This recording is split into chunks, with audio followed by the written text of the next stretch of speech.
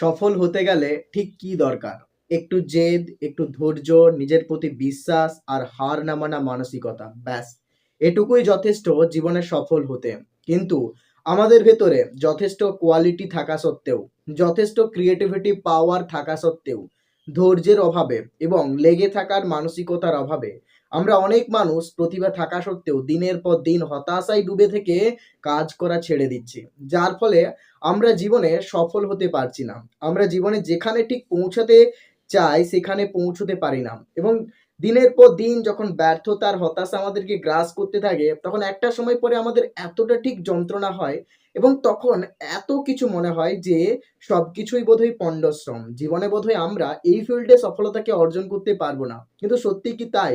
এটা তোমার মনের ভাবনা। এই সময়টা পেরিয়ে যাক, কিন্তু তোমার মন সম্পূর্ণরূপে বদলে যাবে।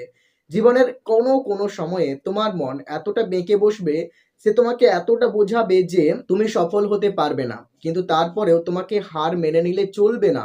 তোমাকে জীবনের সামনের দিকে এগিয়ে চলতে হবে। তবেই তো তুমি জীবনে সফলতাকে অর্জন করতে পারবে। তোমার ভেতরে কিছু দোষ ত্রুটি আছে। আমরা প্রত্যেকটা মানুষই জেনে অথবা না জেনে অনেক সময় অনেক রকম ভুল করি। কিন্তু তারপরেও আমরা সেই ভুল থেকে শিক্ষা নিতে পারি না।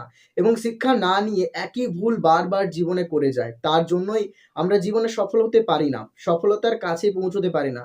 সফল হতে গেলে অনেক ধৈর্য দরকার, অনেক জেদ দরকার। জীবনে তোমার লক্ষ্য যত বড় হবে, তোমার প্রয়াসটাও ঠিক তত বড়ই করতে হবে। এবং ঠিক তত বড়ই বাধা কিন্তু তোমার জীবনে আসবে তোমাকে থামিয়ে দেওয়ার জন্য। এই সব কিছুকে পরাস্ত করে যখন তুমি সামনের দিকে এগিয়ে যেতে পারবে, তখন একদিন অবশ্যই আসবে যেদিন তুমি সফলতাকে অর্জন করতে পারবে। জীবনে নিজের প্রতি বিশ্বাস রাখতে চেষ্টা করো।